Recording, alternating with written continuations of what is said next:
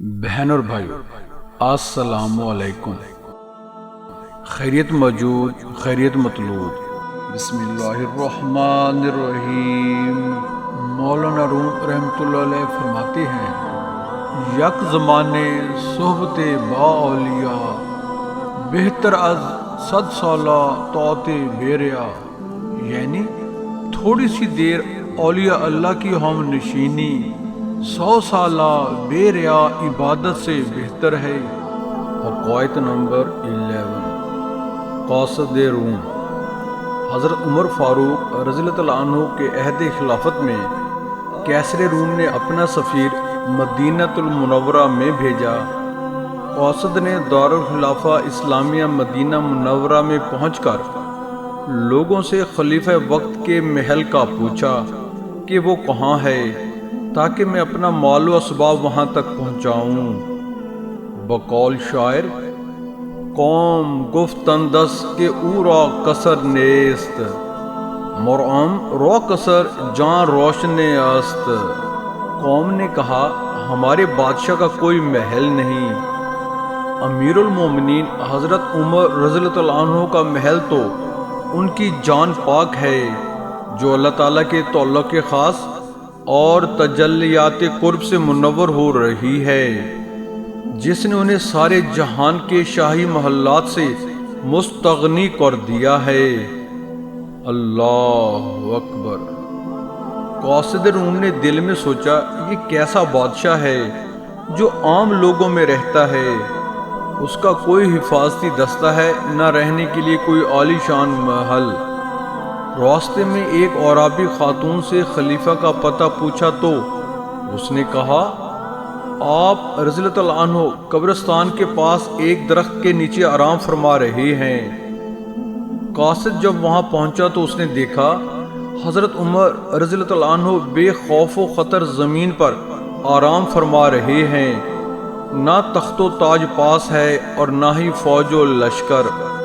قریب پہنچ کر جب اس نے آپ رضی اللہ عنہ کے چہرہ مبارک کی زیارت کی تو آپ رضی اللہ عنہ کی ہیبت سے وہ کانپنے لگا اور اپنے دل میں کہنے لگا، میں نے بڑے بڑے بادشاہوں کو دیکھا ہے اور ایک عمر تک سلطانوں کا ہم نشین رہا ہوں، مجھے کبھی کسی سے خوف تک محسوس نہیں ہوا۔ معلوم نہیں اس شخص کی ہیبت سے میرے اوسان کیوں خطا ہو گئے ہیں۔ اس سوئے ہوئے اکیلے آدمی کو دیکھ کر میرا جسم کانپ رہا ہے۔ اس مرد گدڑی پوش کی ہیبت نے تو میرے ہوش اڑا دیے ہیں۔ اللہ اکبر۔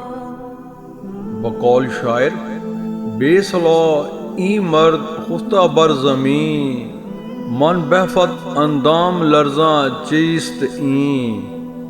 یہ شخص بغیر کسی ہتھیار کے اور بغیر کسی فوجی پہرہ کے زمین پر اکیلا سویا ہوا ہے۔ مجھ پر ایسا لرزہ طاری ہے کہ اگر مجھے 7 جسم اور عطا ہو جائیں تو اس لرزہ کا تحمل نہ کر سکیں۔ پھر وہ دل میں سوچنے لگا۔ بقول شاعر، ہیبت حق است این از خلق نیست، ہیبت این مرد صاحب دلک نیست، یعنی یہ روب و ہیبت اس گدڑی پوش کی نہیں ہے، دراصل یہ اللہ کی ہیبت ہے، کیونکہ اس گدڑی پوش بادشاہ کا قلب اللہ کے قرب اور معیت خاصہ سے مشرف ہے، بس یہ اسی معیت حق کا روب و جلال ہے جو اس مرد حق کے چہرہ سے نمایاں ہو رہا ہے۔ قاصد انہی باتوں میں کھویا ہوا تھا کہ حضرت عمر فاروق رضی اللہ عنہ کی آنکھ کھل گئی۔ سفیر روم نے آگے بڑھ کر بڑے ادب کے ساتھ آپ رضی اللہ عنہ کو سلام کیا۔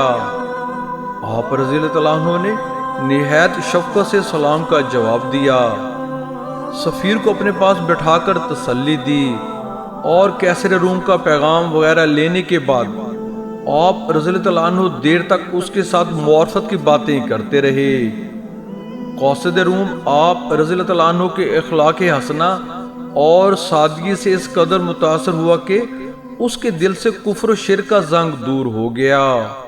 یہ قوسط حضرت عمر رضی اللہ عنہ کی صحبت کے فیض سے مشرف با اسلام ہو کر باطنی دولت سے مالا مال ہو گیا۔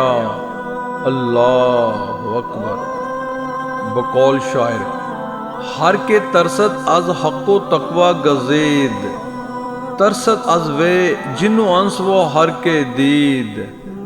مولانا روم رحمۃ اللہ علیہ فرماتے ہیں، جو خدا سے ڈرتا ہے اور تقوی اختیار کرتا ہے اس سے جن اور انسان سب ڈرتے ہیں، اور جو بھی اس کی طرف دیکھے گا اس پر اس مرد حق کی ہیبت غالب ہوگی۔ بقول شاعر: نگاہ ولی میں وہ تاثیر دیکھی، نگاہ ولی میں وہ تاثیر دیکھی، بدلتی ہزاروں کی تقدیر دیکھی۔ سبحان اللہ۔